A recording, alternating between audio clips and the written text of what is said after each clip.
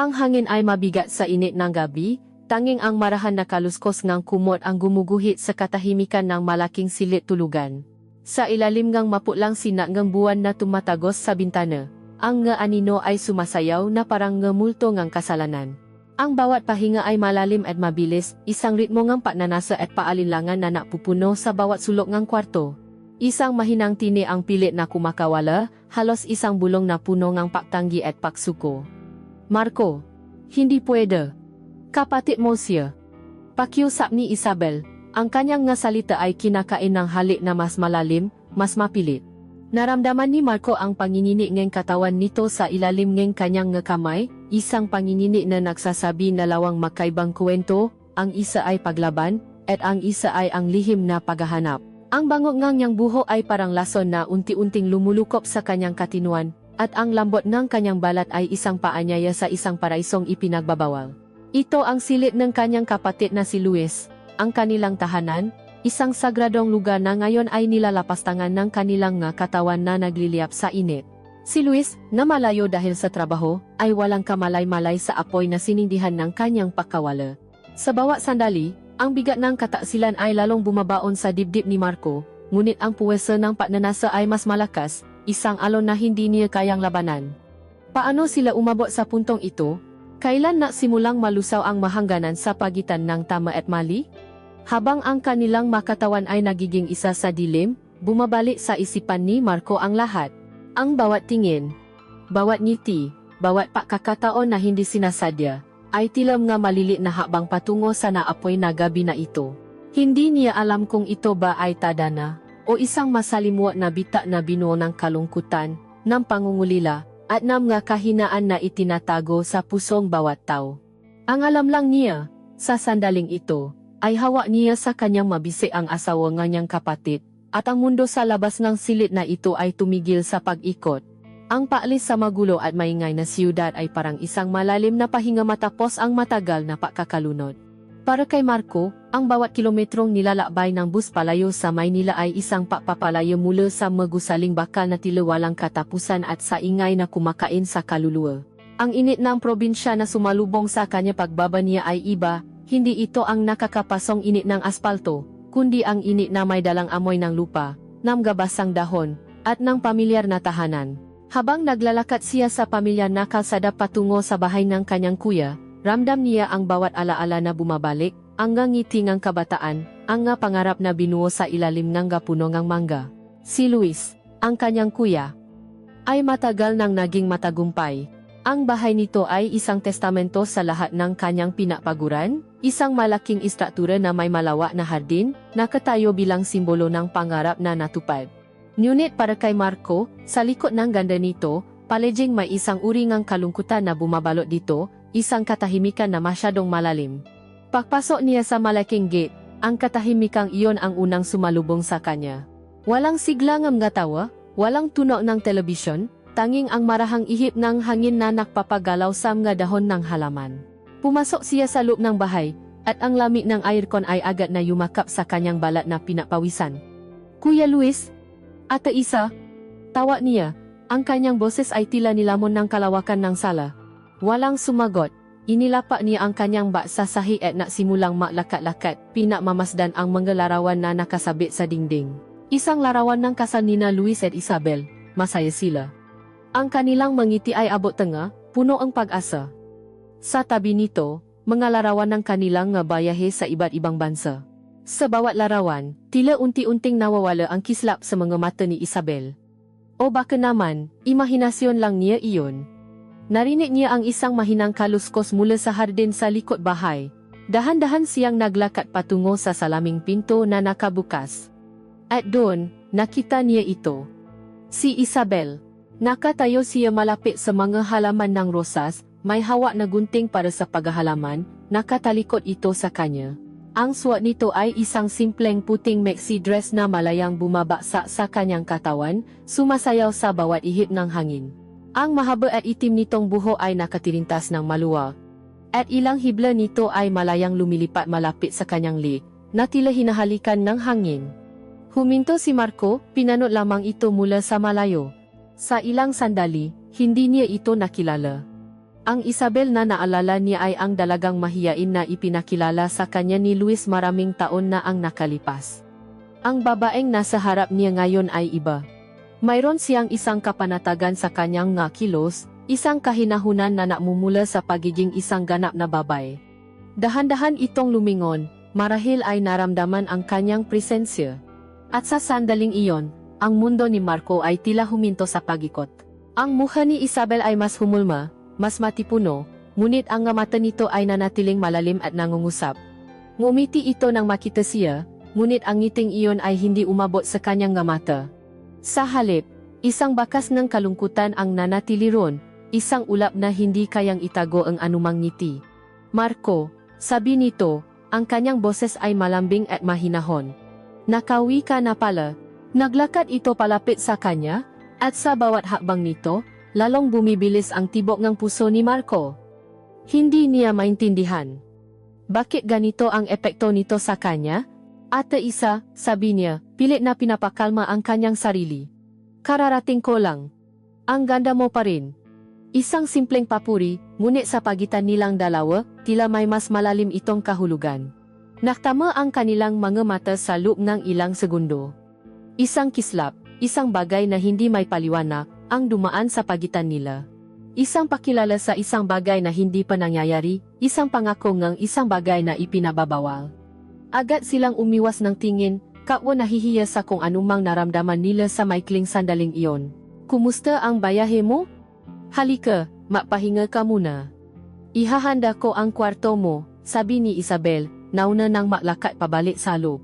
Sinundan siya ni Marco, ang kanyang nga mata ay hindi mayalis sa paggalaw ngang balakang nito sa ilalim ngang manipis na tela ngang bestida, sa hubok ngang kanyang nga balikat na bahagyang kita. Si Kuya Luis, tanong niya, para basagin ang katahimikan na namamagitan sa kanila. Ah, si Luis, sagot ni Isabel, may bahagyang pagbabago sa kanyang tono. May biglang business trip sa Cebu, bakam nga isang linggo pa bago siya makabalik. Ang balitang iyon ay dapat na normal lang, ngunit para kay Marco, ito ay parang isang malakas na dagundong. Isang linggo. Isang linggo silang dalawa lang sa malaking bahay na ito. Ang isiping iyon ay napadala ng isang kakaibang kilabot sa kanyang buong katawan, isang halo ng takot at hindi may paliwanag na pananabik. Habang inaayos ni Isabel ang kanyang silid, pinanot lang siya ni Marco. Pinanot niya kung paano nito inayos ang kumot, kung paano nito inilagay ang maunan. Ang bawat kilos nito ay puno ng grasya. Ngunit mayroon ding isang uri ang pagod. Isang pag-resign sa isang buhay na marahil ay hindi nito lubos na gusto. Ang babaeng ito, ang asawa ng kanyang kapatid, ay isang misteryo. Isang magandang misteryo na bigla niyang naramdaman na gusto niyang tuklasin. Nang gabing iyon, habang nakahiga siya sa kanyang kama, hindi maalis sa isip niya si Isabel. Ang kanyang ngiti, ang kanyang malungkot na mga mata, ang paraan ng pagtama ng kanilang paningin. Bumalik siya sa probinsya para hanapin ang kapayapaan, para takasan ang komplikasyon ng buhay sa siyudad. Ngunit habang nakikinig siya sa katahimikan ng gabi, na binabasa lamang ng tunog nga kulili sa labas, naramdaman niyang napasok siya sa isang sitwasyon na mas komplikado pa. Ang pagbabalik niya ay hindi lang isang simpleng pauwi. Ito ang simula ng isang bagay na hindi niya inaasahan, isang pagsubok sa kanyang katapatan, at isang paglalakbay sa isang mapanganib na pagnanasa na matagal na palang natutulo sa loob niya. Ang unang pagtatagpo nila matapos ang maraming taon ay hindi isang simpleng pakikita. Ito ay isang pagtatanim ng binhi, isang binhi ng kasalanan na sa mga susunod na araw ay dahan-dahang didiligan ng kalungkutan, ng pagkakataon, at ng hindi mapigilang tawag ng laman. Sa mga unang araw, ang bahay ay tila isang malawak na karagatan at sila ni Isabel ay dalawang makahiwalay na isla. Napapanatili sila ang isang maingat na distansya, isang espasyo na puno ang nga hindi sinasabi ngunit mabibigat na salita. Ang kanilang makapag-usap ay limitado sa makinakailangan, makapalitan ng magagalang na tanong na hindi nangangailangan ng totoong sagot. Magandang umaga, Marco, bati ni Isabel tuwing umaga. Ang kanyang ngiti ay isang perpekteng maskara na nagtatago kung anuman ang nasa likod nito. Magandang umaga din, Ate Isa. Mukhang masarap ang almusal, sagot naman niya. Ang kanyang mata ay iwas sa pagkakatitig dito ng matagal. Naamusal sila sa isang katahimikan na tanging ang tunog lamang ng kanilang mga kubyertos ang bumabasa. Pagkatapos, maghihiwalay sila ng landas. Si Marco ay dadalhin ang kanyang kape sa beranda, makbabasa ang libro, o makpapanggap na abala sa kanyang telepono. Si Isabel naman ay lulubok sa kanyang nga gawaing bahay. Ang kanyang nga kilos ay tila isang paulit-ulit na ritual na idinisenyo upang punan ang nga oras ng kawalan. Ngunit sa kabila ng kanilang paksisikap na panatilihin ang distansya, ang mismong katahimikan at kalawakan ng bahay ay tila naglalapit sa kanila sa isang paraan na hindi nila kontrolado. Ang bawat espasyo ay naging isang entablado, at bawat kilos ay nakakaroon ng mas malalim na kahulugan. Ang kawalan ng ibang tao, lalo na ni Luis, ay nagpapatingkat sa kanilang presensya. Nagsimulang mapansin ni Marco ang maliliit na bagay. Mga detalyeng hindi niya dapat pinapansin, maimahang hindi niya dapat itinatago sa kanyang isipan. Ang bahay na dati ay tahimik lang, ngayon ay puno ng tunog ni Isabel. Naririnig niya ang marahang yaba ng nga sinalas nito sa sahig na kahoy, isang tunog na nagsasabi sa kanya kung nasaan ito sa bahay. Naririnig niya ang pagbukas at pagsara ng mga kabinet sa kusina, ang mahinang ugong ng washing machine, ang tunog ng tubig mula sa shower sa umaga. Ang tunog ng tubig na iyon ay nagiging isang uri ng pagpapahirap, pinipilit ang kanyang imahinasyon na lumiha ng larawan na napapadala ng init sa kanyang buong katawan, isang init na agad niyang sinusupil ng isang malamig na pader ng pagkakasala. Pati ang amoy sa hangin ay nagbago. Ang amoy ni Isabel ay naiwan sa bawat lugar na kanyang pinupuntahan. Ang banayat na halimuyak ng kanyang shampoo sa banyo, ang amoy ng lotion sa kanyang balat na naiwan sa pasilyo, ang amoy ng pabango na bahagyang kumakapit sa mga kurtina.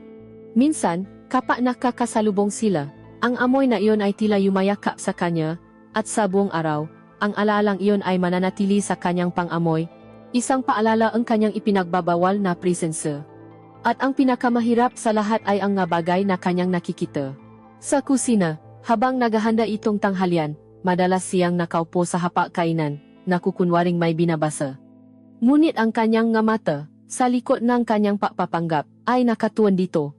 Pinakmamasdan niya ang paraan ng pagtali nito ng kanyang buhok, na naglalantat sa kanyang batok. Sa init ng pagluluto, maliliit na butil ng pawis ang namumuron, kumikinang sa ilalim ng ilaw. At isang beses, isang butil ng pawis ang dahan-dahang gumapang pababa sa kanyang leg, nawawala sa ilalim ng kuwelyo ng niyang damit. Sinundan iyon ng mata ni Marco, at naramdaman niya ang pagkatuyong kanyang lalamunan. Ang simpleng duster na suot nito ay nagiging isang kasangkapan ng tukso. Kapag yumuyuko ito upang kunin ang isang bagay mula sa oven, ang manipis na tela ay bumabakat sa kurbang ng kanyang likod at sa bilog ng kanyang ngapigi. Ang nga imaheng iyon ay parang mga munting apoy na sumusuno sa kanyang isipan, mga apoy na pilit niyang pinapatay ngunit patuloy lang na nagliliyab. Isang hapon, nakita niya itong nakaupo sa sala, seryosong nakababasa ang isang libro. Nakasuot ito isang maluwag na t-shirt, at sa kanyang pagiging abala, hindi nito namalayan na ang isang bahagi ng kuwelyo ay bumaksa na, inilalantat ang kanyang balikat at ang perpektong kurbang ng kanyang balagat. Ang kanyang balat ay tila gatas sa ilalim ng liwanag ng hapon. Paminsan-minsan, habang nagbabasa, bahagya nitong kinakagat ang kanyang ibabang labi, isang kilos na marahil ay hindi nito namamalayan. Ngunit para kay Marco, na nakmamasid mula sa kabilang dulo na silid, ang bawat kilos na iyon ay isang anyaya. Ang bawat pagkagat sa labi ay parang isang bulong na siya lang ang nakakarinig. Ang bawat paglalantat ng balat ay isang tanawin na para lang sa kanya. Sinubukan niyang labanan. Lumalabas siya ng bahay, naglalakad ng malayo sa mapalayan, pinupuno ang kanyang baga ng sariwang hangin, umaasang may tataboy nito ang mga maruruming isipin. Tinatawagan niya ang kanyang mga kaibigan sa Maynila, pinipilit ang sarili na makipagtawanan, para ipaalala sa sarili na mayroon siyang ibang mundo bukod sa LMG bahay na ito. Ngunit sa kanyang pagbabalik, naroon pa rin ito. Si Isabel, ang asawa ng kanyang kapatid. Ang babaeng may malungkot na mamata at katawan na tila niliha para sa kasalanan. Gabi-gabi, ang katahimikan ay nagiging mas mabigat. Ang bawat isa ay nasa kani-kanilang silid, ngunit ramdam nila ang isa-isa sa kabilang dingding. Naririnig ni Marco ang paiebo ng pahina ng librong binabasa nito, ang mahinang ubo, ang payunat ng kama. Ang nga simpleng tunog na ito ay nagiging malakas sa kanyang pandinig. Ang bahay ay hindi na isang lugar ng kapahingahan. Ito ay naging isang hawla kung saan ang tukso ay palaging nasa paligid, humihinga sa kanyang bato, bumubulong ng gabagay na hindi niya dapat marinig. Ang pagnanasang unti-unting sumisibol sa kanyang puso ay isang halimaw na nakakaramdam siya ng takot at hiya. Ngunit kasabay ang takot, mayroong isang kuryusidad, isang hindi mapigilang pagnanais na alamin kung hanggang saan siya dadalhin nito. At alam niya, sa kaibuturan ng kanyang kaluluwa, na ang maingat na distansyang kanilang pinapanatili ay isang manipis na yelo na anumang sandali ay maaring mabasak. Ang masumunod na araw ay lumipas na may parehong mabagal at maingat na ritmo, ngunit ang hangin sa pagitan nila ni Isabel ay unti-unting nababago. Ang dating espasyo na puno na awkward na katahimikan ay napupuno na ngayon ng isang kuryenteng hindi nakikita, isang tensyon na ramdam sa bawat pahinga, sa bawat sulyap. Isang hapon, habang si Marco ay nagbabasa sa sala, napansin niya ang pagdidilim ng kalangitan. Ang dating maliwanag na sikat ng araw ay biglang hinarangan ng makakapal at maitim na ulap na mabilis na gumagalaw. Ang hangin ay nasimulang umihip ng mas malakas, nagdadala ng amoy ng lupa at ng paparating na ulan. Isang senyales ng kalikasan na tila nakbababala sa isang bagyong hindi lamang sa labas, kundi pati na rin sa loob ng tahimik na bahay na iyon. Nasimula ang ulan bilang mahinang ambon, ngunit sa loob lamang ng ilang minuto, ito ay naging isang malakas na buhos. Ang bawat pata ay parang mabatong bumabaksak sa kanilang bubungan. Ang tuno ay nakakabingi, lumalamon sa lahat ng iba pang ingay. Mula sa kanyang kinaupuan, nakita ni Marco si Isabel na nakmamadaling isara ang mga bintana. Ang kanyang mga kilos ay may bahid ng paalala. At kasabay ng isang malakas na dagundong ang kulo na yumani sa buong kabahayan, biglang namatay ang lahat ng ilaw. Isang iglap, ang bahay ay nilamon ng kabuwang dilim.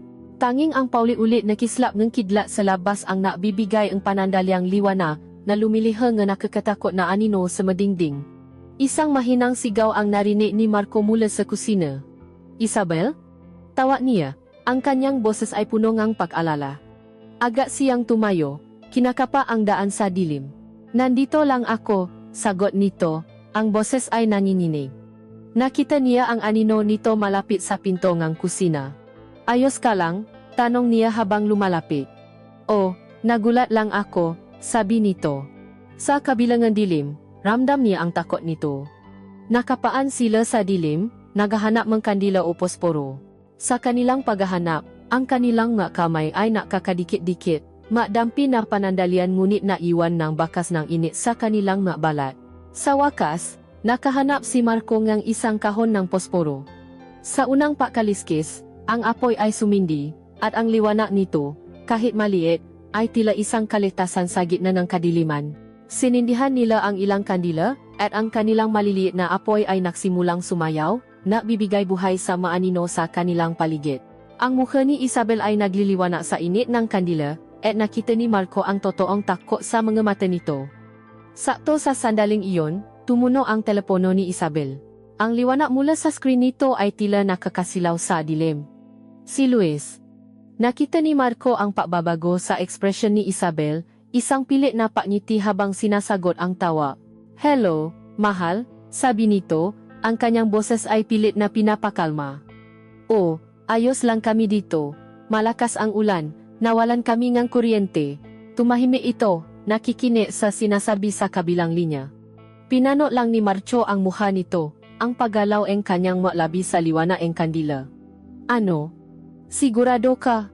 Sige. Maingat ka diyan. Bye. Pakababa nito ng telepono, bumuntong hininga ito ng malalim. Anong sabi ni Kuya? Tanong ni Marco. Tumingin ito sa kanya, at sa mga mata nito, ang takot ay napalitan ng isang uri ng pakabigo. Na-stranded siya. Kinansela ang flight niya dahil sa samangang panahon. Baka 3 o 4 na araw pa daw bago siya makauwi. Ang balita ay tila isang pinal na hatol. Ang manipis na paasa na babalik si Luis sa lalong madaling panahon ay biglang naglaho. Sila ay tunay na makasama, nakakulong sa loob ng bahay dahil sa bayo, sa loob ng mas matagal na panahon. Kasabay ang kanyang huling salita, isang nakakabinging kulo ang muling yumanig sa buong bahay, mas malakas, mas malapit. Sa sobrang takot, si Isabel ay napasigaat, sa isang kilos na hindi pinaisipan. Ang kanyang kamay ay humawa ng mahigpit sa braso ni Marco. Doon, sa gitna ng dilim at ng ugong ng bagyo, nangyari ang unang tunay na pagdampi. Hindi ito aksidente, hindi ito isang simpleng pagkakadikit, Ito ay isang pakapit. Naramdaman ni Marco ang bawat daliri nito, ang init ng palat nito na tumatagos sa kanyang damit at balat. Isang kuryente ang gumapang mula sa kanyang braso patungo sa kanyang buong katawan, isang alon ng init na biglang pumawi sa lamig ng gabi. Nanigas si Marco, ang kanyang pahinga ay huminto. Naramdaman niya ang panginginig ng kamay ni Isabel, at sa halip na alisin ito, ang sarili niyang kamay ay gumala upang hawakan ang kamay nito. Hinawakan niya ito ng marahan, ang kanyang nga daliri ay isinara sa paligid ng nga daliri nito. Hindi sila naksalita. Hindi na kailangan, sa hawak na iyon, isang buong pausap ang nangyari. Isang pag-amin ng takot, isang alok ng kapanatagan, at sa ilalim ng lahat ng iyon, isang pakilala sa isang bagay na mas malalim, isang bagay na matagal na nilang iniwasan. Dinala niya si Isabel patungo sa sofa. Umupo sila, makatabi, ang kanilang nga kamay ay makahawak pa rin. Ang distansya sa pagitan nila ay tuluyan ng nawala. Upang basagin ang katahimikan na puno ng tensyon, nagsimulang makuwento si Marco. Nakuwento siya tungkol sa kanilang kabataan ni Luis, mga nakakatawang alaala, mga kalokohan na kanilang ginawa.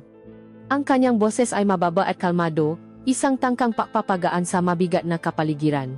Ngunit habang siya ay nagsasalita, ang kanyang mamata ay hindi malis kay Isabel. Ang liwanag ng kandila ay naglalaro sa kanyang mukha, na bibigay diin sa kanyang malalambot na labi na bahagyang nakaawang habang nakikinig. Ang kanyang mamata ay malalim na lawangang kadiliman na sumasalamin sa apoy. Isang hindi mapigilang pananasa ang umakyat sa lalamunan ni Marco. Isang uhaw na halikan ang magalabing iyon, natikman ang takot at kalungkutan na nakikita niya rito. Humupa ang bayo, ang malakas na buhos ng ulan ay naging mahinang ambon na lamang, at ang makulo ay nasa malayo na.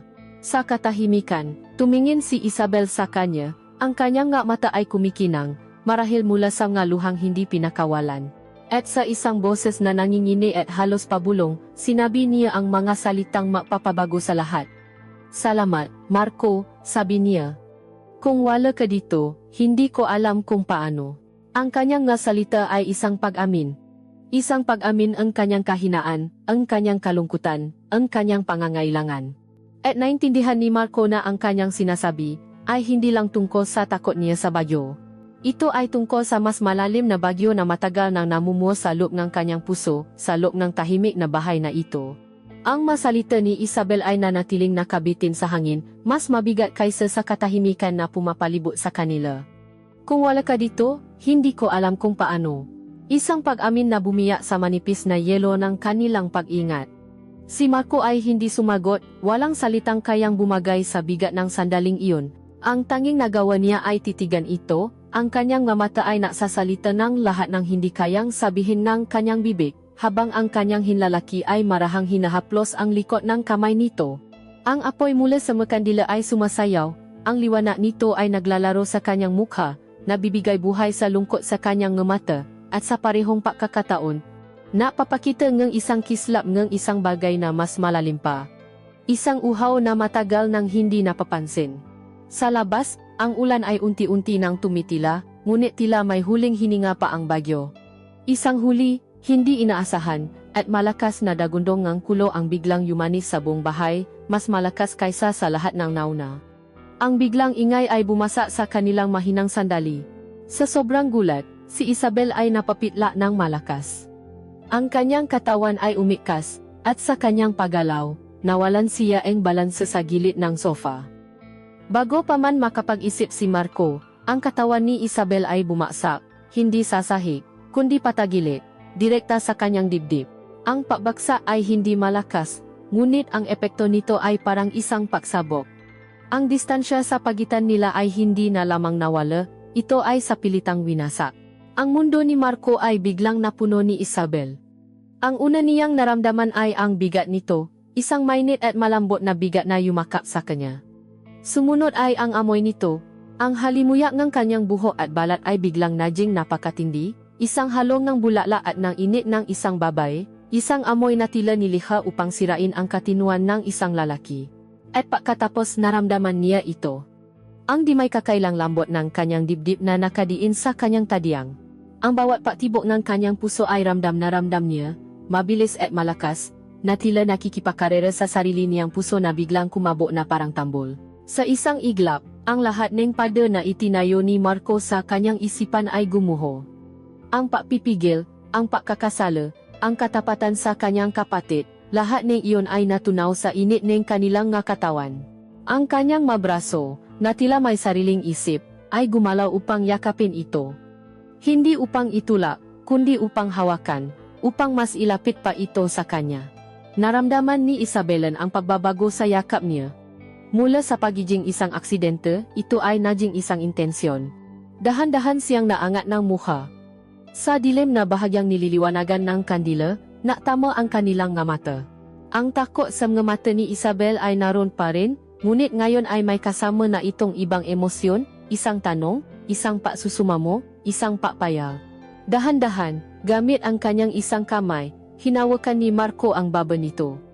Ang kanyang nga daliri ay marahan, ngunit may diin. Itinaas niya ang mukha nito, tinitiyak na ang nga mata nito ay nakatuon lamang sa kanya. Ang mundo ay lumiit, naging espasyo na lamang sa pagitan ng kanilang nga mukha. Ang hangin ay naging mabigat, puno ngang kuryente. Nakikita niya ang pagtaas at pagbaba ng dibdib nito, naririnig niya ang kanyang mabibilis na pahinga na humahalo sa kanya. At sa sandaling iyon, alam ni Marco na wala ng atrasan. Dahan-dahan niyang inilapit ang kanyang mukha. Ang paggalaw ay napakabagal, na tila ang bawat milimetro ay isang oras. Binigyan niya ito en lahat ng pagkakataon upang umiwas, upang tumanggi. Ngunit nanatili itong nakatitik sa kanya, ang nga mata nito ay nakakandado sa kanya, ang nga labi ay bahagyang nakaawang. Naramdaman niya ang init ng hininga nito sa kanyang malabi bago pa man sila magdikit, at pagkatapos, sa wakas, nagdikit ang kanilang malabi. Ang unang dampi ay magaan, halos isang pagtatanong. Ngunit sapat na iyon upang mapadala ng apoy sa kanilang mga ugat. Naramdaman ni Marco ang bahagyang pagtanggi ni Isabel.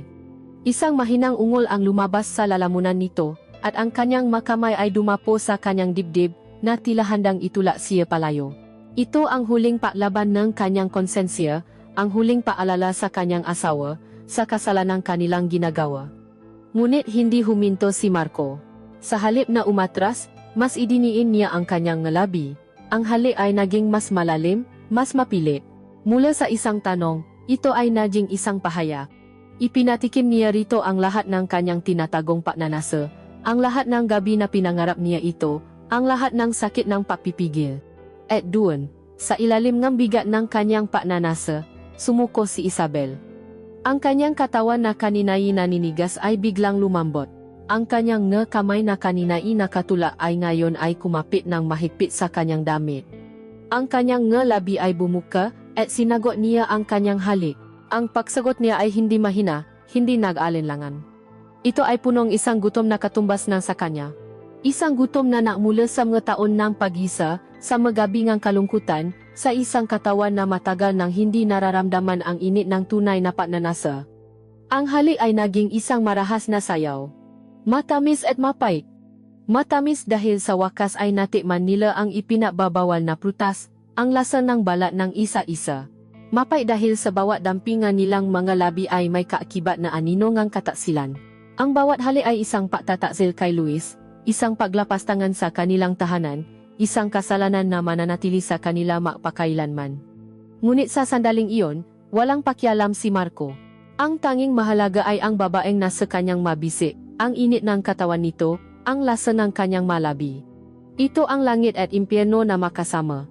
Nang sa wakas ay magiwalay ang kanilang ngalabi, pareho silang humihingal. Ipinatong nila ang kanilang ngano sa isa't isa, ang kanilang nga paginga ay mainit at makahalo.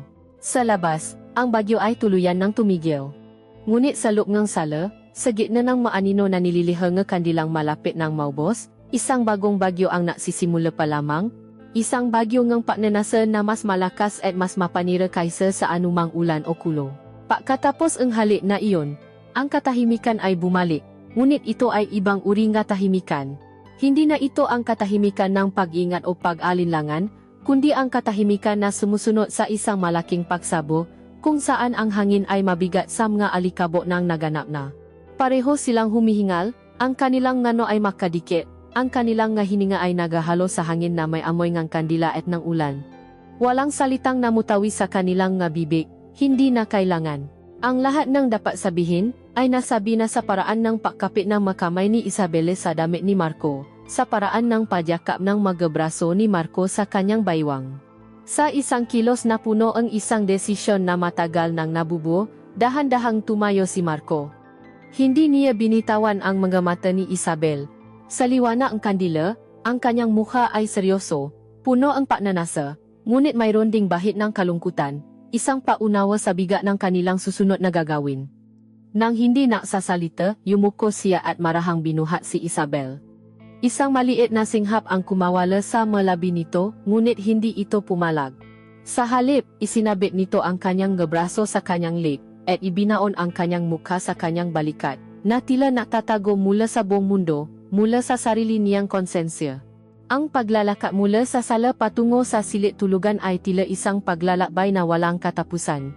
Bawat hakbang ni Marco sa sahig na kahoy ay umalingaw-ngaw sa katahimikan ng bahay. Ang dala nilang kandila ay lumilihang gumagalaw na anino sa dingding, na parang mamultong ang kanilang kasalanan na sumasayaw sa kanilang paligid. Ito ang silid ni Isabel at ni Luis.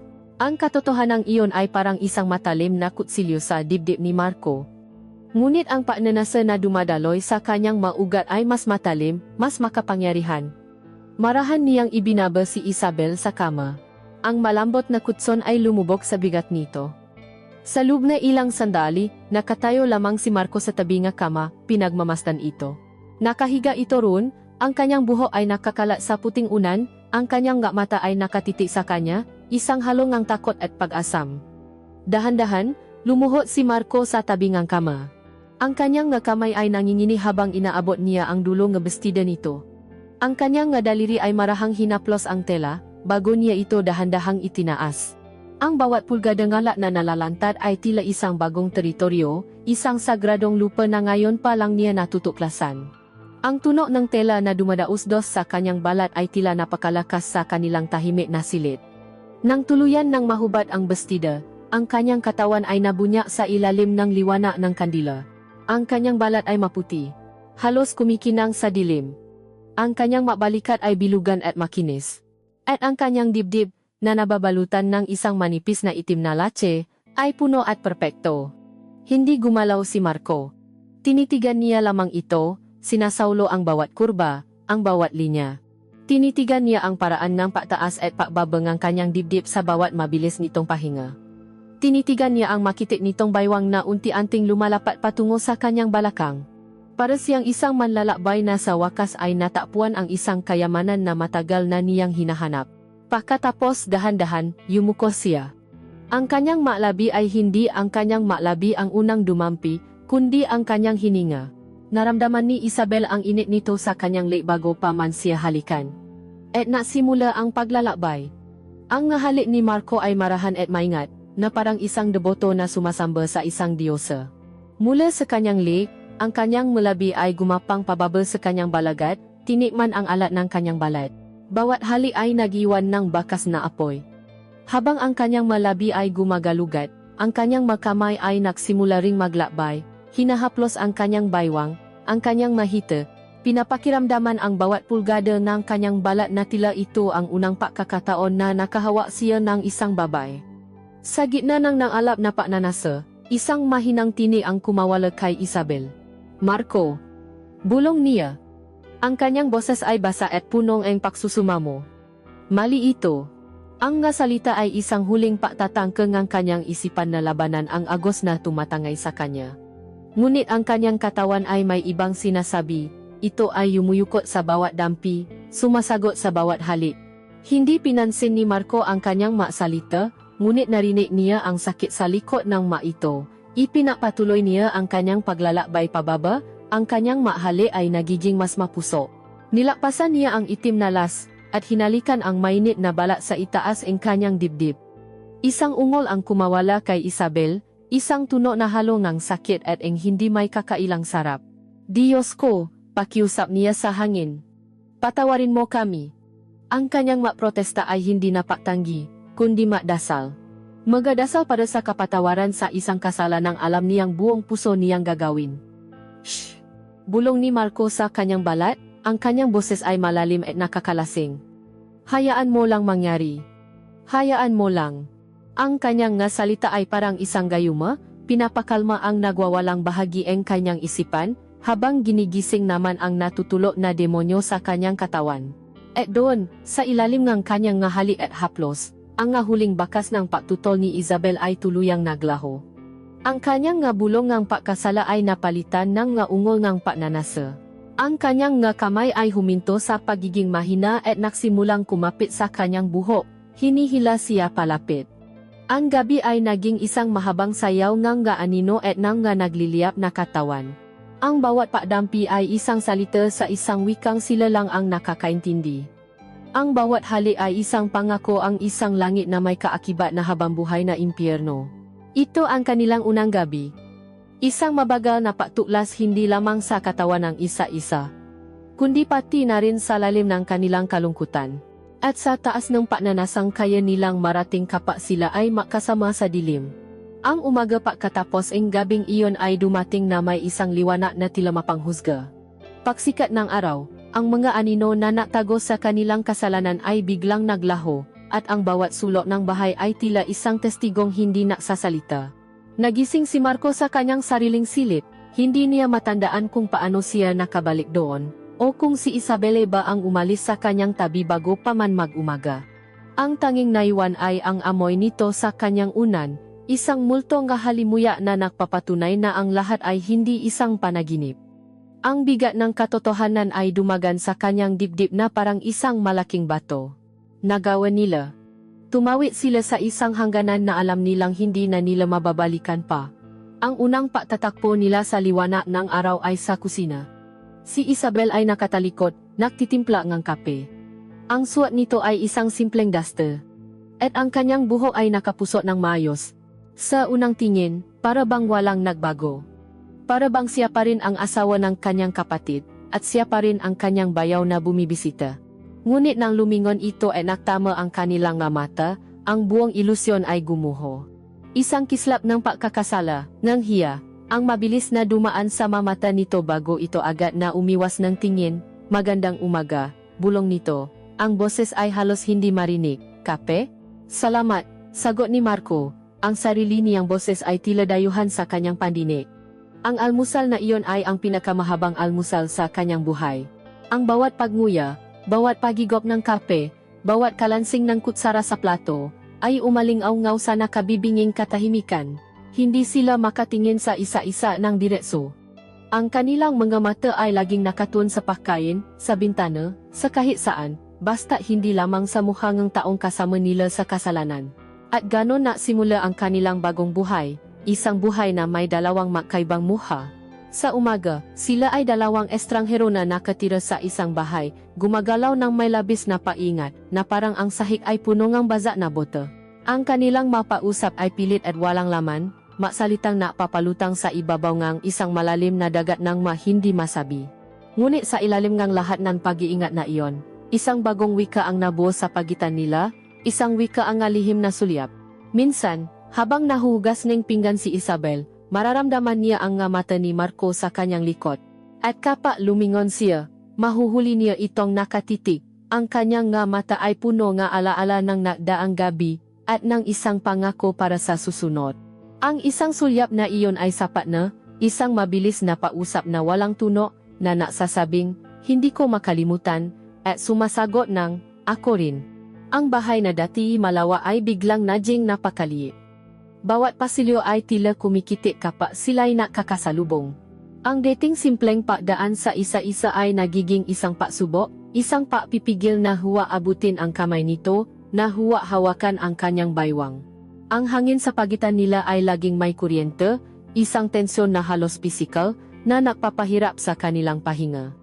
Ngunit pagsapit ng dilim, ang buong bahay ay nagbabago. Ang pagkakasala at hiya na bumabalo sa kanila sa umaga ay dahan-dahang napapalitan ng isang madilim na pananabik.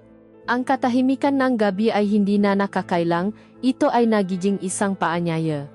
At tulad ng gagamo-gamo na hindi mapigilang lumapit sa apoy, hindi nila mapigilan ang kanilang nga sarili. Ang kanilang mga gabi ay hindi nakatulad ng una, na mabagal at puno ng pagtuklas. Ngayon, ito ay puno ng isang desperasyon. Isang nakmamadaling pagtakas mula sa kanilang makonsensa. Isang marahas na paghahanap ng panandalyang kalimot, hindi na kailangan ng masalita. Isang pagbukas ng pinto, isang pagila sa kamay, at sila ay muling magiging isa sa dilim. Ang kanilang mapagtatalik ay naging isang ritual, isang paraan upang parusahan at palayain ang kanilang mga sarili ng sabay. Para kay Isabel, ang bawat umaga ay isang impyerno. Ang larawan ng kasal nila ni Luis sa dingding ay tila nangungutya sa kanya. Ang bawat gamit sa bahay ay isang paalala ng kanyang kataksilan. May mapagkakataon na sa kanyang paisa, siya ay umiyak, ang bigat ng kanyang kasalanan ay halos dumuro sa kanya. Ngunit pagkatapos, maalala niya ang makamay ni Marco, ang init ng kanyang mahalik, ang paraan ng pagtingin nito sa kanya na parabang siya ang pinakamagandang babae sa mundo. Si Luis ay matagal nang wala, kahit na nung nasa bahay pa ito, ang kanyang presensya ay malayo, abala sa trabaho, sa sarili nitong mundo. Matagal nang nararamdaman ni Isabel na siya ay isang multo sa sarili niyang buhay, isang palamuti sa magandang bahay. Ngunit sa mabisik ni Marco, siya ay nagiging toto. Nararamdaman niyang siya ay buhay, na siya ay isang babae, na siya ay ninanasa. Ang pakiramdam na iyon ay isang droga, isang adiksyon na mas malakas kaysa sa kanyang pagkakasala. Para naman kay Marco, siya ay lasing. Lasing sa pag-ibig, sa pagnanasa, sa kasalanan. Ang bawat sandaling kanyang araw ay umikot kay Isabel. Hindi siya makapaisip ng diretso. Ang kanyang isipan ay laging puno ng imahe nito, ng alaala ng kanilang gabi. Alam niyang mali ito, isang kasalanan sa Diyos at isang kataksilan sa kanyang sariling kapatid. Ngunit hindi niya mapigilan. Minahal niya hindi lamang ang kagandahan ni Isabel, kundi pati na rin ang kanyang kahinaan. Nakikita niya ang kalungkutan sa mga mata nito. At sa isang balutot na paraan, nararamdaman niyang inililihtas niya ito. Sa bawat gabi na makasama sila, nararamdaman niyang binibigyan niya ito ang buhay na ipinakakait ni Luis. Siya ang lason, ngunit siya rin ang lunas. At sa bawat gabi, pagkatapos ng naalap na pagnanasa, darating ang katahimikan. Nakahiga sila sa dilim, makayakap, ang kanilang katawan ay pagod at ang kanilang kaluluwa ay mabigat. Walang usapan tungkol sa kinabukasan. Walang pagbanggit sa pangalan ni Luis. Tanging ang tunok ng kanilang paginga ang maririnig. Sa mga sandaling iyon, sila ay dalawang kaluluwang naliligaw, nakakulong sa isang siklong ng pagsisisa sa umaga at pagpapakasasa sa gabi. Alam nilang ang kanilang ninakaw na kaligayahan ay itinayo sa pundasyon ng kasinungalingan, isang pundasyon na tiyak na guguho. Ngunit para sa ngayon, sa init ng yakap ng isa-isa sa dilim, pinipili nilang huwag isipin ang bukas. Ang araw ay naging isang mapanganib na laro ng pagpapanggap. Ang kanilang katawan ay natutong gumalaw sa ilalim ng liwanag ng araw na may isang uri ng kabisadong pag-ingat, ngunit ang kanilang kaluluwa ay laging naghahanap ng dilim. Ang gabi ang kanilang kanlungan, ang tanging lugar kung saan maaari silang maging toto, kung saan ang asawa ang kanyang kapatid ay nagiging si Isabel, at ang bayaw nito ay nagiging si Marco. Ngunit ang pagnanasa, tulad ng isang mabangis na hayop, ay hindi laging kontento na manatili sa kanyang kulungan. At isang hapon, ito ay nakawala. Isang hapon ng Martes, mainit at nakakatamad. Ang sikat ng araw ay matindi, na tila nagpapabagal sa pag-ikot ng mundo. Ang kasambahay ay kararating lang mula sa palengke at ngayon ay umuwi na para sa kanyang araw ng pahinga. Ang bahay ay muling bumalik sa kanyang karaniwang katahimikan. Isang katahimikan na binabasa lamang ng malakas na tunog mula sa telebisyon sa sala, kung saan nakpapalabas ng isang maingay na variety show. Si Isabel ay abala sa pagtutupi ng magong labang damit sa isang sulok ng sala. Si Marco naman ay nakaupo sa sofa, napapanggap na nanonood, ngunit ang kanyang buong atensyon ay nasa bawat kilos nito. Pinanood niya ang paraan ng paggalong kanyang braso, ang pagunat ng kanyang likod, ang paraan ng pagbaksa ng kanyang buhok sa kanyang muha. Sa bawat tuping damit, tila tinutupi rin ni Isabela ang kanyang emosyon, itinatago ang ito ng maayos. Natapos si Isabel sa kanyang ginagawa. Tumayo ito dala ang isang tumpok ng madamit, handa ng iyak-iyak sa itaas. Dumaan ito sa harap ng sofa kung saan nakaupo si Marco. Sa kanyang pagdaan, isang amoy ang biglang lumutang sa hangin, ang pamilya na amoy ni Isabel, isang halo ang sabon at ng init ng kanyang balat. Ang amoy na iyon, kasama ang bahagyang pagdampining tela ng kanyang palda sa braso ni Marco, ay tila isang mitsa na biglang sinindihan. Isang apoy ang biglang nagliyap sa loop niya, isang apoy na hindi na niya kayang kontrolin. Hindi na niya kayang mahintay hanggang gabi. Sa isang iglap, ang lahat ng pagpipigil na kanyang inipon sa buong araw ay naglaho. Tumayo siya ng mabilis, ang remote control na hawak niya ay nahulog sa sahig na may malakas na kalabo. Lumingon si Isabel, nagulat sa bigla ang ingay. At ang nakita niya sa mga mata ni Marco ay hindi na ang maingat na bayaw, kundi isang lalaking puno ang isang gutom na hindi na maitatago. Bago pa man siya makapagsalita, nasa harap na niya si Marco. Ang kanyang mga hakbang ay mabilis at tiyak. Hinawakan siya nito sa braso, at marahan ngunit may diin, itinulak siya sa dingding. Ang tumpok ng mga damit na hawak niya ay nahulog at nakalak sa sahig. Ang kanyang hininga ay nahinto sa kanyang lalamunan. Ang halik na sumunod ay hindi katulad ng mga nauna. Wala itong lambing, wala itong pag-alinlangan, ito ay marahas, mapuso, isang pag-angkin. Ang kanyang malabi ay gutom, na tila sinusubukan nitong kunin ang kanyang mismong hininga. At si Isabel, sa halip na itula ito, ay sumagot ng may kaparehong tindi. Ang kanyang makamay ay agad na isinuklay sa buhok nito, hinila ang kanyang muha palapit, pinalalalim ang kanilang halik. Ang nga tawa at palakpakan mula sa telebisyon ay naging isang kakaibang musika sa kanilang ginagawa, isang paalala na sila ay nasa gitna ng araw, sa isang lugar na bukas, kung saan anumang oras ay may maring dumating. Ngunit ang panganib ay tila nakdakdak lamang sa kanilang pagnanasa.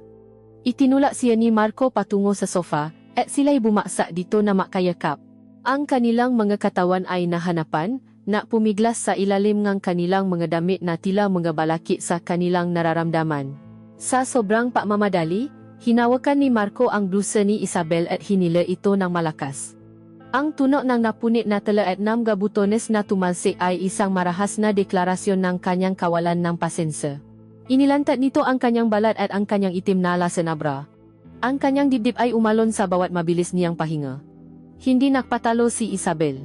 Ipinulupot niya ang kanyang mabinti sa baywang ni Marco, isang kilos na puno ng pagnanasa at pag-angkin, hinihila ang kanyang katawan palapit sa kanya hanggang sa wala ng espasyo sa pagitan nila. Ang kanilang nga paggalaw ay mabilis at walang ingat. Ang pagmamahal na ito ay hindi isang mabagal na sayaw, ito ay isang bagyo. Hinila niya pababa ang pantalon nito, at hinila naman nito pababa ang kanyang manipis na saplot. Ang lahat ay madalian, isang karera laban sa oras, laban sa posibilidad na mahuli. Ang maungol na kumakawala sa kanilang malalamunan ay sinasapawan ng malakas na tugtugin mula sa telebisyon. Ang kanilang makatawan ay nabanggaan, nahanap ng isang ritmo sa gitna ng kanilang kaguluhan.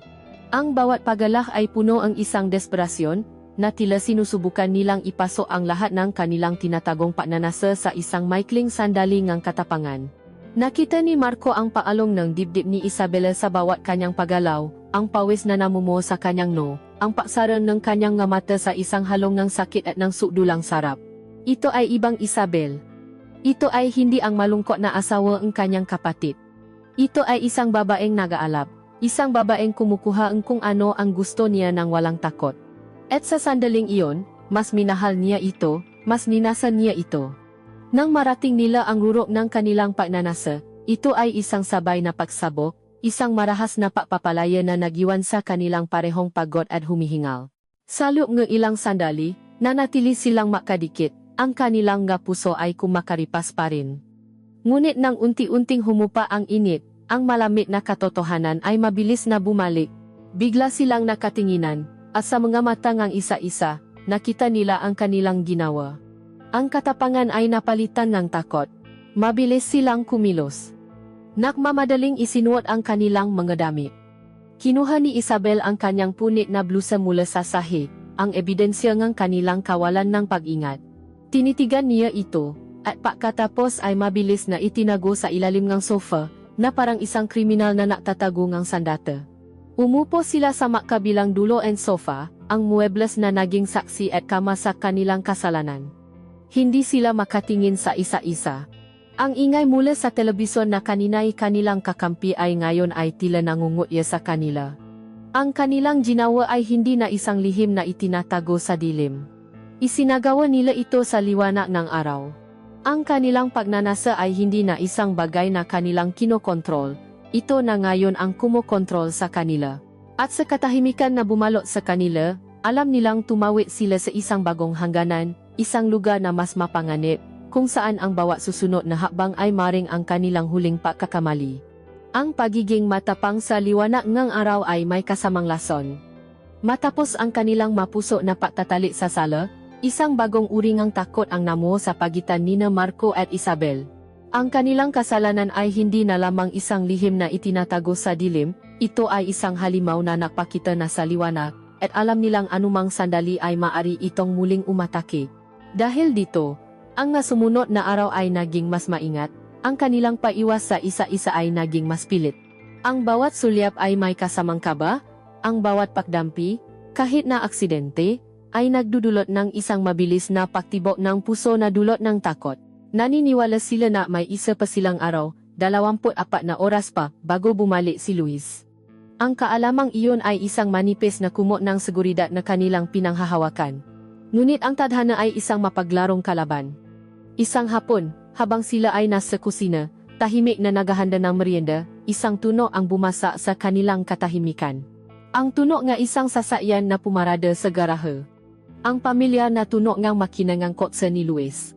Nakatinginan sila, at sa isang iglap, ang lahat ng kulay ay nawala sa kanilang nga mukha.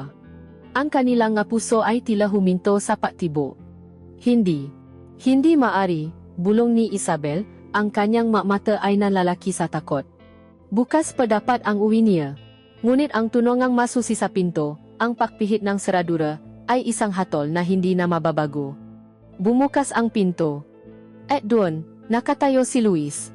Mukha itong pagod mula sa bayahe, ngunit may isang ngiti sa kanyang malabi. Surprise, sabi niya, habang ibinababa ang kanyang maleta. Ang salitang iyon ay hindi nadulot ng saya, kundi ng isang malamig na kilabot na gumapang sa kanilang mabuto. Ang buong kapaligiran sa bahay ay biglang nagbago. Ang mainit at puno ng tensyon na hangin sa pagitan nina Marco at Isabel ay biglang pinalitan ng isang nagyelong lamig. Si Isabel ang unang kumilos, tumakbo ito palapit kay Luis, isang pilit na ngiti ang nakapaskil sa kanyang mukha, at niyakap niya ito ng mahigpit. Mahal. Ang aga mo naman. Bakit hindi ka man lang tumawag? Ang kanyang boses ay mataas, mas masigla kaysa sa karaniwan, isang malinaw na pagpapanggap. Si Marco ay nanatiling nakatayo sa kusina, na parang isang estatwa. Ang kanyang mapa ay tila nakabaon sa sahig. Pinilit niyang gumalaw, pinilit niyang ngumiti. Kuya, welcome back, sabi niya, ang kanyang boses ay halos hindi lumabas. Tinanggap ni Luis ang ngapabati, ngunit ang kanyang mata ay matalas. Habang yakap niya si Isabel, ang kanyang tingin ay lumibot sa kabuuan ng bahay, at pagkatapos ay tumuon sa muhan ng kanyang kapatid. May napansin siyang kakaiba. Isang bagay na hindi niya mapangalanan, ngunit nararamdaman niya. Isang katahimikan na masyadong mabigat, isang pag-iwasam nga mata na hindi karaniwan. Ang hapunan ng gabing iyon ay isang pagpapahirap. Isang perpektong dulang ang isang masayang pamilya, ngunit ang mga aktor ay kahindik-hindik. Si Isabel ay hindi mapakali. Siya ang nagsasalita ng marami, pinupuno ang bawat sandali ng katahimikan ng nga kwentong walang kabuluhan tungkol sa kanyang nga ginawa sa nga nakaraang araw. Ngunit ang kanyang nga kamay ay nanginginig. Minsan nahulo niya ang kanyang tinido, at ang tunog nito sa sahig e umalingaw na parang isang putok ng baril. Sa tuwing titingnan siya ni Luis, agad niyang ibababa ang kanyang tingin sa kanyang plato. Si Marco naman ay pilit na nagiging normal. Nagtatanong siya tungkol sa business trip ni Luis, tungkol sa trabaho. Ngunit ang kanyang masagot ay maikli, ang kanyang matawa ay pilit. Ramdam na ramdam niya ang bawat titik ng kanyang kapatid, na parang isang mikroskopyo na sinusuri ang bawat kilos niya, ang bawat salita niya. Si Luis, sa kabilang banda, ay kalmado, ngunit ang kanyang kalmado ay may kasamang panganib. Siya ay isang mangangaso na pinakmamasdan ang kanyang mabiktima, naghihintay sa isang maling galaw. Sa kalagitnaan ng hapunan, lumingon siya kay Isabel. Ang kanyang mata ay puno ang isang uri ng paalala na may halong pagsisiyasat. May problema ba, mahal? Tanong niya, ang kanyang boses ay malambing ngunit ang tanong ay matalim. Bakit parang balisa ka? Pagod ka ba? Agad na umiling si Isabel, isang pilit na ngiti ang muling lumitaw sa kanyang ngalabi. Hindi, ayos lang ako. Siguro, medyo napagod lang sa maghapon. At siyempre, masaya lang ako na nandito ka na. Ang kanyang sagot ay perpekto, ngunit para kay Luis, ito ay kulang sa katotohanan. Pagkatapos, bumaling siya kay Marco. Ikaw, bunso, kumusta ka naman dito? Hindi ka ba nababagot? Sana ay naalagaan kang mo. Ang tanong ay simple, ngunit ang paraan ng pagtitik ni Luis ay tumagos hanggang sa kaluluwa ni Marco. Ayos lang, kuya. Okay naman dito. Tahimik sagot ni Marco, pilit na pinapanatili ang kanyang boses na normal. Mabuti naman. Sabi ni Luis, bago bumalik sa kanyang pakain. Ngunit alam ni Marco, at alam ni Isabel, na hindi iyon ang katapusan. Ang tanong ni Luis ay mapasubok, maliliit na karayom na ipinapasok niya upang tingnan kung may lalabas na dugo. Ang buong gabi ay naging isang laro ng pusa at daga. Ang bawat kilos nila ay sinusukat.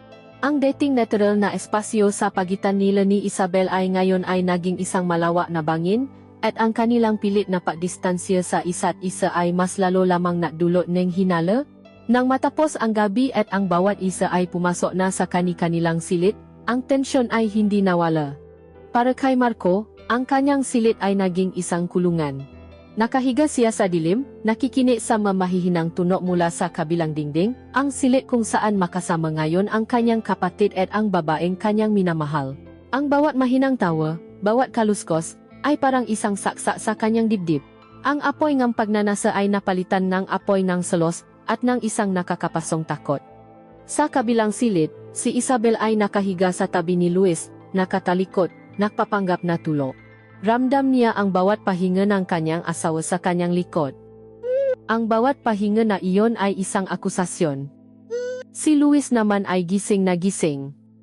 Nakatitig siya sa kisama, ang kanyang isipan ay naglalakbay, pinagsasama-sama niya ang piraso. Ang pagkabalisa ng kanyang asawa. Ang pagkailang ng kanyang kapatid. Ang kakaibang bigat sa hangin ng kanyang sariling pamamahay. Wala siyang ebidensya. Wala siyang patunay. Ngunit sa kaibuturan ng kanyang puso, isang binhi ng hinala ang naitanim na.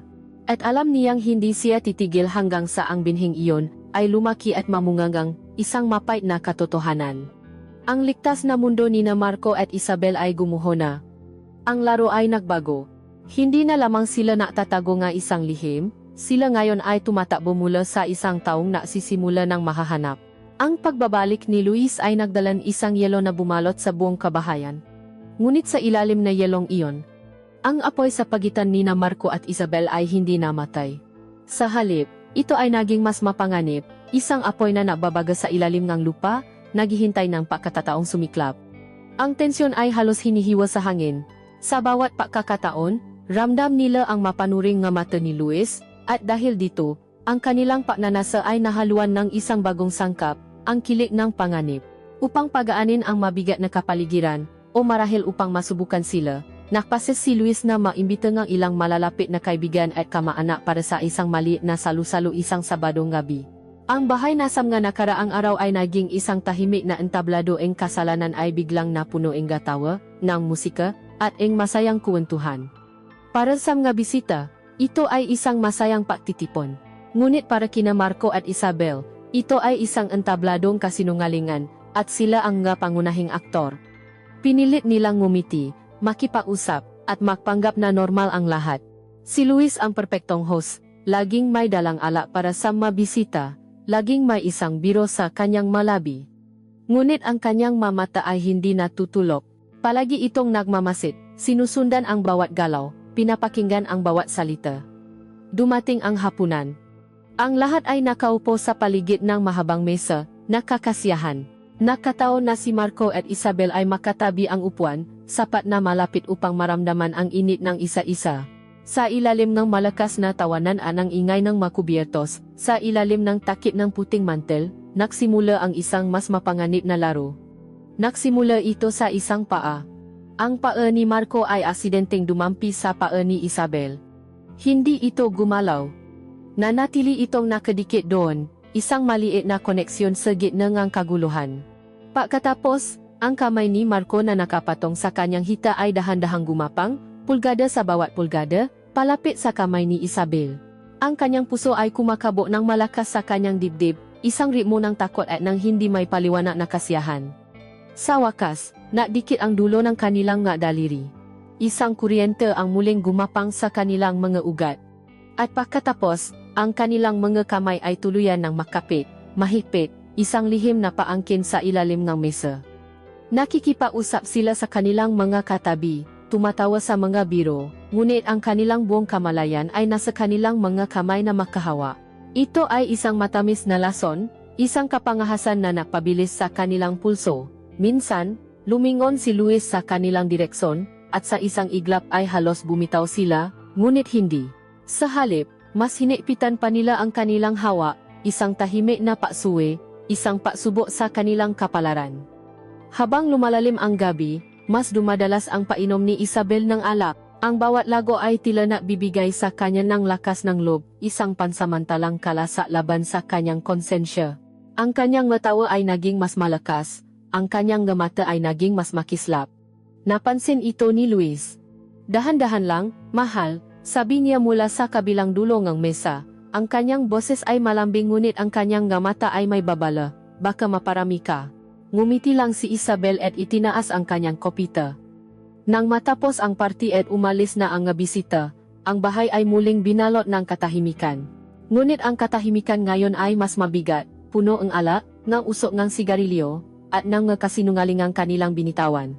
Dahil sa pagod at sa nainom, mabilis na nakatulog si Luis.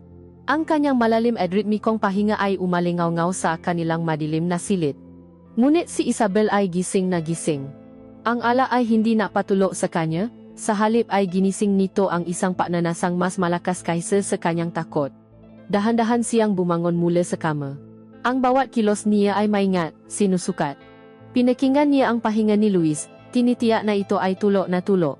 Pagkatapos, na parang isang magnanakaw sa sarili niyang pamamahay, dahan-dahan siyang lumabas en silid, ang kanyang ngapa ay walang ingay na tumapa sa malamig na sahi. Ang kanyang patutunguhan ay isa lang, ang silid ni Marco. Pagbukas niya ang pinto, nakita niya itong nakaupo sa gilid ng kama, naghihintay. Alam niyang darating siya. Walang salitang namagitan. Isinara niya ang pinto ng walang tunog, at sa dilim, sila ay muling nagtakpo. Ngunit ang pagtatakpong ito ay iba. Wala na ang apoy ng unang gabi, wala na ang baksik ng hapon sa sala. Ang pagtatali nila ngayon ay tahimik. Lubos na tahimik. Ang bawat paggalaw ay mabagal, maingat, na parang natatakot silang baka ang mismong hangin ay may tainga. Ang bawat halik ay ninanakaw, ang bawat ungol ay pinipigilan sa lalamunan. Ang bawat kaluskos mula sa labas ng silid, ang bawat pakrik ng sahig, ay napapatigil sa kanila, napapakabo sa kanilang mga dibdib. Ang kanilang pagmamahalan ay naging isang sayaw ng takot. Ang pagnanasa ay naroon pa rin, ngunit ito ay nababalutan na isang makapal na kumot ng kalungkutan at desperasyon. Ito ay hindi na isang pagdiriwang ng pagnanasa, kundi isang tahimik na pamamaalam. Isang pakapit sa isang bagay na alam nilang mawawala na. Sa gitna ng kanilang tahimik na yakap, naramdaman ni Marco ang panginginig ng katawan ni Isabel. At pagkatapos, naramdaman niya ang init ng kanyang matluha sa kanyang balikat. Umiyak ito, walang tuno, tanging maluhang tuloy-tuloy na dumadaloy. Umiyak ito para sa lahat. Para sa kanyang nawalang kawalang malay, para sa kanyang sinirang pangako, para sa pag-ibig na hindi maaring maging kanila, niyakap siya ni Marco ng mahigpit. Hinaplos niya ang kanyang buhok. Ibinulong niya ang kanyang pangalan ng paulit-ulit. Ang tanging salitang kaya niyang ibigay, walang mga salita ngang pangako, walang mga salita ngang paasa. Dahil alam nilang pareho na wala na nung. Nanatili silang makayakap sa dilim, dalawang kaluluwang nalulunot, hanggang sa ang kanyang ngaluha ay tumila. Bago pa man magumaga, bumalik siya sa kanyang silid, sa tabi ng kanyang natutulog na asawa, na parang walang nangyari. Ngunit may nangyari. Isang bagay ang natapos ng gabing iyon, ang kanilang kapangahasan ay umabot na sa kanyang ruro, at ngayon, ang tanging natitira na lamang ay ang pagbagsak. Ang umaga pagkatapos ng gabi ng ngaluha ay dumating na may isang kakaibang bigat. Ang araw ay sumikat tulad ng karaniwan, ngunit ang liwanag nito ay tila hindi kayang pawiin ang dilim na naiwan sa loob ng bahay.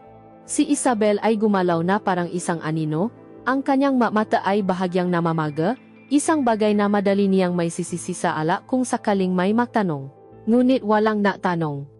Si Luis ay kumikilos na may isang pilit na kasilahan, naghahanda para sa isang meeting sa umagang iyon. Si Marco naman ay halos hindi nakatulog. Ang imaheeng umiyak na si Isabel sa kanyang ngabisi ay nakatata sa kanyang isipan. Ang almusal ay isang muling pag-arteeng kanilang dula-dulaan. Mga pilit na ngiti, mga walang lamang tanong, at isang katahimikan na pinupuno lamang ng kalansing ng gakubiertos. Para sa isang tagalabas, sila ay isang normal na pamilya. Ngunit sa ilalim ng mesa, ang kanilang mga paa ay maingat na inilalayo sa isa't isa. At ang espasyo sa pagitan nila ay isang malawak na bangin ng hindi masabi. Natapos ang almusal, may kukunin lang ako sa taas bago ako umalis, sabi ni Luis, habang tinutuyo ang kanyang labi gamit ang serbilyeta. Tumayo siya at umakyat sa hagdanan. Sa pag-alis niya, isang hindi nakikitang bigat ang tila nabawas sa hangin, ngunit agad itong napalitan ng isang mas matinding kaba. Naiwan sina Marco at Isabel sa mesa. Hindi sila nagsalita. Hindi sila makagalaw. Nakikinig lamang sila sa mayaba ni Luis sa itaas, bawat hakbang ay tila isang pagtibok ng isang malaking orasan na nabibilang ng kanilang mahuling sandali. Ang bawat segundo ng kanyang pakawala ay parang isang oras. Ano ang ginagawa niya ron? Bakit siya nagtatagal? Ang kanilang isipan ay napuno ng nakakatakot na tanong. Samantala, sa silid tulugan, si Luis ay naghahanap ng kanyang relo na naiwan niya sa ibabaw ng parado. Ang silid ay medyo magulo pa. Ang damit na ginamit niya kagabi ay nakasampay sa isang silya. Dinampot niya ang kanyang pantalon, handa nang ilagay sa laundry basket, nang may isang bagay na nahulog mula sa bulsa nito at gumulong sa sahig na kahoy. Yumuko siya para kunin ito, at pagkatapos, nakita niya ang isa pang bagay sa sahig, malapit sa paanan ng kama. Isang maliit, bilog, at itim na butones. Sa una, hindi niya ito pinansin. Ngunit nang damputin niya ito, isang malamig na pakiramdam ang gumapang sa kanyang buong katawan. Hindi ito butones mula sa damit ni Isabel. At tiyak na hindi ito sa kanya. Tinitigan niya ito ng mabuti. Ang disenyo, ang sinulit na nakakabit pa rito. At pagkatapos, na parang isang kidlat na tumama sa kanyang isipan, bigla niyang naalala. Ito ang butones mula sa polong suot ni Marco kagabi sa pati. Nakita niya ito ng malinaw sa kanyang isipan, ang polong iyon, ang butones na iyon. Ang lahat ay biglang naugnay-ugnay na parang isang perpektong palaisipan. Ang pagkabalisa ni Isabel, ang pagkailang ni Marco, ang ninakaw na sulyap, ang pilit na pausap, ang paiyak ni Isabel kagabi na sinabi niyang dahil lang sa alak. Ang lahat ng kasinungalingan ay biglang naging malinaw na parang kristal. Ang maliit na butones sa kanyang palat ay hindi na lamang isang butones. Ito ay isang ebidensya. Isang patunay. Ang pinal na piraso na bumuo sa larawan ng katasilan na matagal na niyang nararamdaman ngunit pilit na iwinawasi. Walang galit na lumitaw sa kanyang muha. Walang sigaw na kumawala sa kanyang lalamunan. Ang tanging naramdaman niya ay isang nakakabinging katahimikan sa kanyang kalooban, isang malami at matalim na sakit na tumusok sa kanyang puso. Isinara niya ang kanyang palat, ang matitigas na gilid ng butones ay bumaon sa kanyang balat. Pagkatapos, sa isang kalmadong paraan na mas nakakatakot kaysa sa anumang siga, tumalikot siya at dahan-dahang bumabang hagdan. Narinig ni Marco at Isabel ang kanyang manggayaba, mabagal at may bigat. Nahanda sila para sa kung anuman ang darating. Isang pagsabog ng galit, mga akusasyon, mga sigaw. Pumasok si Luis sa dining room, hindi niya sila tiningnan. Naglakad siya patungo sa coffee maker at naksalin ng isa pang tasa ng kape. Ang simpleng kilos na iyon ay isang uringang pagpapahirap, isang pagpapatagal sa kanilang sentensya. Ang bawat segundo ay isang karayom na tumutusok sa kanilang madibdib. Pagkatapos niyang uminom ng kape, lumapit siya sa mesa. Tumayo siya sa pagitan ni Marco at Isabel. Itinaas niya ang kanyang tingin. Una, tiningnan niya si Marco. Ang kanyang mamata ay walang emosyon, malamig na parang yelo, ngunit sa likod nito ay may isang sakit na hindi kayang itago. Pagkatapos, ang kanyang tingin ay dahan-dahang lumipat kay Isabel. At ang ekspresyon sa kanyang mukha ay isang bagay na hindi malilimutan ni Isabel habang buhay. Isang halo ng pag-ibig na nasira, ng tiwalang dinurok, at ng isang kalungkutang napakalalim. Dahan-dahan, ibinuka niya ang kanyang palat, at sa isang kilos na marahan at tiyak, inilagay niya ang maliit na itim na butones sa gitna ng puting mesa. Ang tuno ng pagbaksa nito, kahit na napakahina, ay umalingaw-ngaw sa kanilang pandinig na parang isang putok ng baril. Nakatitik sina Marco at Isabel sa buttons, ang mali na bagay na iyon. Ang kanilang kapabayaan. Ang kanilang hatol. Ito ay isang tahimik na akusasyon, mas malakas at mas masakit kaysa sa anumang salita. Walang maring sabihin. Walang kasinungalingan na maring itago pa. Walang pahingingang tawad na sapat. Nahuli sila. Ang katotohanan, sa kanyang pinakamaliit at pinakamalupit na anyo, ay nasa harap na nila. Isang nakakatakot na katahimikan ang bumalot sa kanilang tatlo. Ang katahimikan na iyon ay hindi walang laman. Ito ay puno nga nasirang pangako, nga dinurok na puso, at nga abong ang isang pamilyang ngayon ay tuluyan ng gumuho. Hindi nagsalita si Luis. Tumalikot lamang siya at naglakad palabas ang bahay, dala ang kanyang tasa ng kape. Isinara niya ang pinto ng marahan sa kanyang likuran. Ang kanyang katahimikan ay ang kanyang hatol. At habang naiwan sina Marco at Isabel sa mesa, nakatitik sa maliit na butones na nasa pagitan nila, alam nilang ang lahat ay tapos na. Ang katahimikan na naiwan sa paalis ni Luis ay mas mabigat at mas nakakabingi kaysa sa alinmang siga o sumpa. Ang maliit na itim na butones na nakapatong sa gitna ang puting mesa ay hindi na lamang isang piraso ang plastik. Ito ay naging isang bantayo. Isang bantayo sa kanilang kataksilan, sa kanilang kapangahasan, at sa katapusan ngang lahat. Si Isabel ay nanatiling nakaupo. Ang kanyang nga mata ay nakatitik sa butones na iyon na parang ito ang sentro ng buong sansinukop. Hindi niya ito magawang hawakan, na parabang ito ay isang baga na susunugin ang kanyang balat. Ang kanyang mundo ay gumuho, hindi sa isang malakas na pagsabo, kundi sa isang tahimik na pagduro, at ang tanging natira ay ang maliliit na piraso ang ebidensya sa kanyang harap. Si Marco ang unang kumilos. Ang tunog ng kanyang silya na umurong sa sahig ay tila isang malakas na dagundong sa katahimikan. Walang salitang namutawi sa kanyang ngalabi. Tumingin lamang siya kay Isabel. Isang huling sulyap na puno nga lahat ng hindi nila kailanman masasabi sa isa-isa, isang sulyap ng paalam. Pagkatapos, tumalikot siya at umakyat sa kanyang silid. Ang bawat hakbang niya sa hagdanan ay isang hakbang palayo sa babaeng kanyang minahal sa isang paraan na hindi dapat. Palayo sa kasalanang kanilang pinaksaluhan, at palayo sa kapatid na kanyang dinaya. Ang paimpake ay isang mekanikal na gawain. Inilagay niya ang kanyang gamit sa maleta ng walang emosyon, ngunit ang kanyang isipan ay isang magulong dagat. Wala nang tanong kung ano ang dapat gawin, ang kanyang presensya sa bahay na iyon ay isa ng lason. Ang pananatili niya ay magdudulot lamang ng mas malalim na sakit. Ang paalis ang tanging natitirang landas. Nang bumalik si Luis sa bahay ng hapong iyon, wala siyang sinabi tungkol sa butones. Kumilos siya na parang isang normal na araw. Nagtanong siya kung ano ang hapunan. Nakbasa siya ng diaryo. Ngunit ang kanyang katahimikan ay isang sandata. Ang init sa kanyang mata ay nawala, napalitan ng isang nagyayelong distansya. Ang kanyang masalita kay Isabel ay naging maikli at praktikal, mautos na walang bahid ng anumang paglalambing. Ang salitang mahal ay hindi na muling lumabas sa kanyang malabi. Ang kanyang katahimikan ay ang naging pada sa pagitan nila, isang pada na mas matibay kaysa sa bato. At iyon ang naging parusa ni Isabel. Hindi mga sigaw, hindi mga sampal, kundi ang mabuhay sa isang bahay na puno ng katahimikan, kasama ang isang lalaking tumitingin sa kanya na parabang siya ay hangin. Ang bahay na dati niyang itinuring na tahanan ay naging isang magandang kulungan, at ang kanyang asawa ang naging kanyang bantay, isang bantay na hindi siya kinakausap. Nang bumaba si Marco, dala ang kanyang maleta, natagpuan niya sina Luis at Isabel sa sala.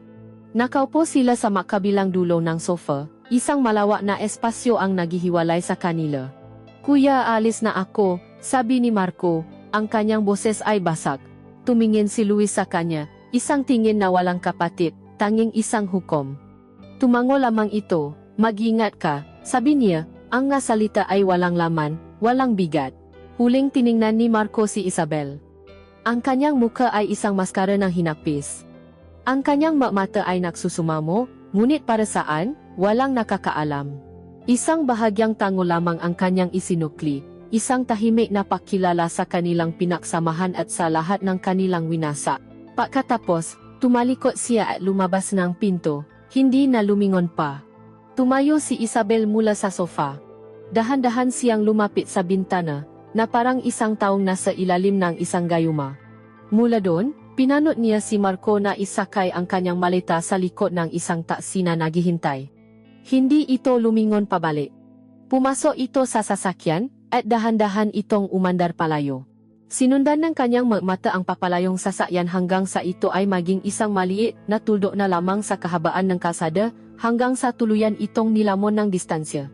At sa pagkawalan nito, isang luha ang dahan-dahang gumulong sa kanyang pisngi. Sumunod ang isa pa. Hindi ito isang hagulgol, kundi isang tahimik na paagos ng luhang walang katapusan. Si Marco ay umalis, dala ang bigat ng kanyang pakakasala at ang imahangang isang babaang hindi kailanman magiging kanya. Malaya na ba siya, o ito ba ang simula ng isang habambuhay na pakaalipin sa isang alaala? Si Isabel ay naiwan, nakakulong sa isang kasal na patay na, sa isang tahanan na naging malami na bilangguan. Ito na ba ang kanyang katapusan, o ang simula ng isang mabagal na pagkamatay habang siya ay nabubuhay? At si Luis, ang taong nasaktan, ang taong nagpataw ng parusang katahimikan. Ang kanyang katahimikan ba ay isang uri ng paghihiganti na mas malupit kaysa sa anumang galit? O ito ba ang kanyang sariling paraan ng pagluluksa sa isang pag-ibig na pinatay ng mataong pinakamalapit sa kanya? Sa huli, walang nagwagi. Walang tunay na biktima o tunay na salarin.